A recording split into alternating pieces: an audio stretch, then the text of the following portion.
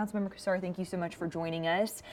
I know that we keep talking about affordability, transportation, but I want to open it up to you first. As you are looking for your reelection, what are the issues that are top of mind right now? Of course, when we talk to constituents in my district, the general topics of affordability, transportation, and public safety rise to the top.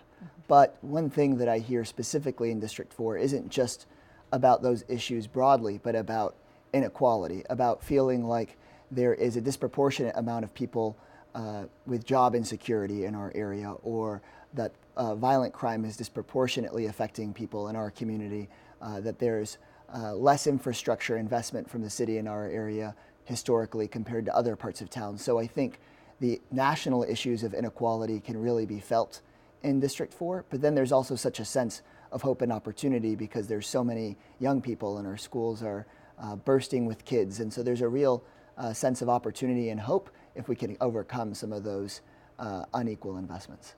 And what are some things that you want to accomplish that you feel like you haven't gotten to yet, that you want to have that opportunity to continue some of this work, whatever it may be? Yeah, I think we're just now starting to transform our form of government to really fit within 10-1, the new district representation system. You know, we could flip a switch and there were 10 seats on the dais, but that didn't mean that the whole rest of the city flipped so quickly. We're just now beginning to mobilize more neighborhood associations in our district, in particular those in places like mobile home parks or tenants associations in apartment buildings. Our district is well over 70% renters, and those folks haven't always had their voice heard, and them having their own district council office, I think we've tried to help elevate their voices and give them an opportunity for their input to really matter. And so in the first couple of years, we started planting the seeds of that. And I think if I get the chance of having this job for a second term and get that honor, then I think we have the opportunity for those people to really have an impact on shaping the way that we build our city and decide which way our city is going to go. For example, we designated over $500,000 to the biggest urban parks desert in the city, right there in the heart of District 4. And we finally got together teachers and kids and people that lived all around that park space to create a unique place for them to live and play and socialize together. But putting that money together in that public input process took us these full 2 years. And so it'll be sort of the span of another couple of years for us to really build that park and start to see it come to fruition. And I know you are part of, this 10-1 system. Nobody really knew how it was all going to shake out until it all began. I mean, now you are part of this really historic group. When you look back, what are some of your biggest accomplishments from those 2 years? I know that everything is such a process, as they say, but what do you point to as a sign of success in those first couple years? I'd say that I had a couple of really, really proud moments. One of them was working with so many individuals, including many family members of those that have been formerly incarcerated and people with criminal histories themselves, to make us the first fair chance hiring city in the South. We now have a law that is really anti-discriminatory at heart and requires large employers to look at people on their merits and give folks an interview and look at their resume before running a criminal background check later in the process. And I think that was really important.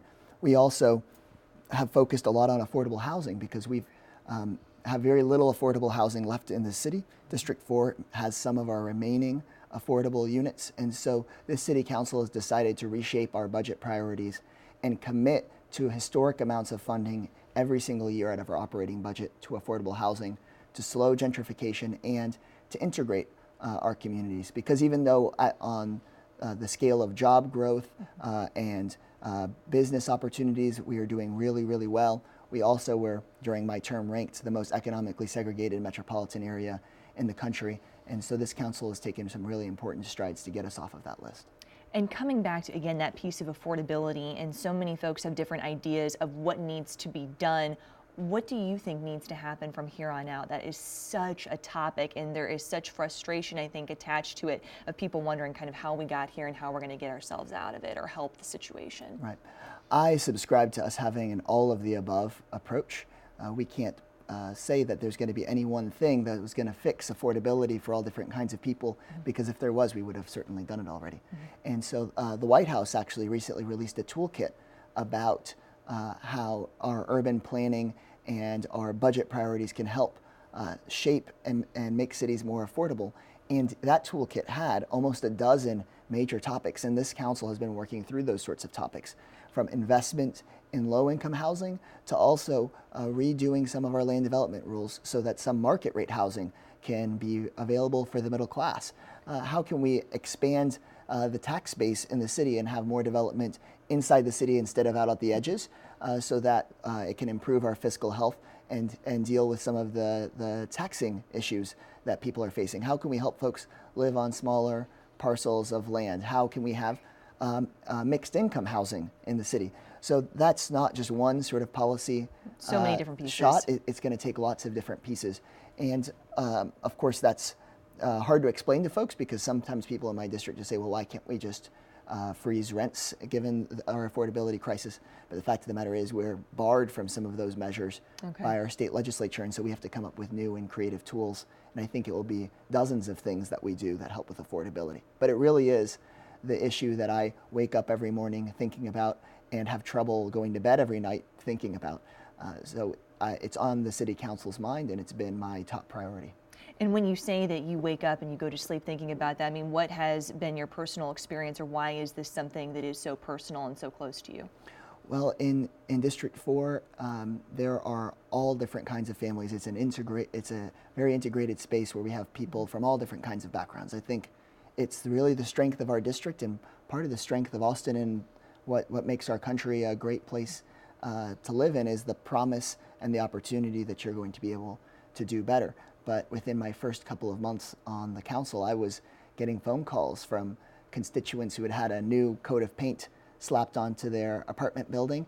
The rent had been bumped up $200, and they were on the brink of being homeless. And before I could even get involved and provide help, I was getting calls from those same constituents that they'd already moved to some other part of the city. They were sleeping on their cousin's floor, or they had moved out to some other part of town to be with their siblings or their parents. Because you can't get ahead of it quick enough.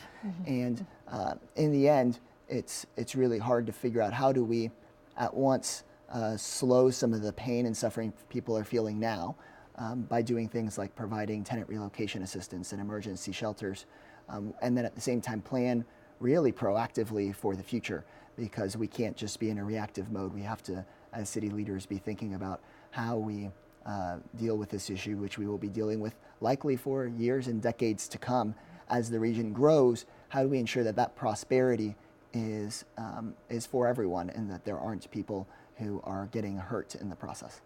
And that forward thinking is something that I know a lot of people look and think, why didn't the city do more of that when it comes to transportation? You know, when we think about the situation that we are in now with the extreme congestion and all, I know that we've spoken, you had wanted to explore rail more as an option for this mobility bond. So really, what do you think past this election we really need to do? Because it sounds like that is only going to fix some of the issues.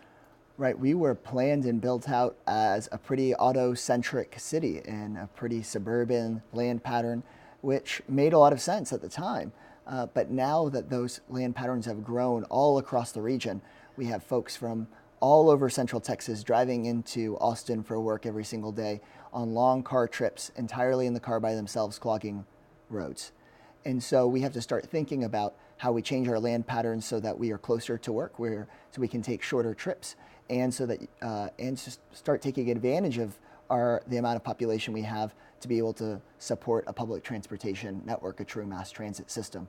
And I think for us to fund one, we need to build a community consensus, because most likely we would need to go to the voters for bond dollars, and that requires a citywide vote.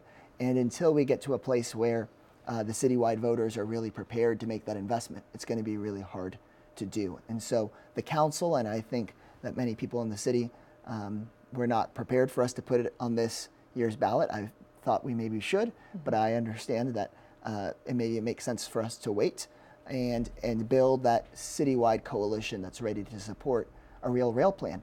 And even then, it would likely only be the first line or two. But I think that when people see a line or two of real functional mass transit within the city that's on a rail, that people will be excited about it coming to them next. Well, thank you so much. We really appreciate you coming, spending your time talking with us, and best of luck to you and all the other council members. Thanks.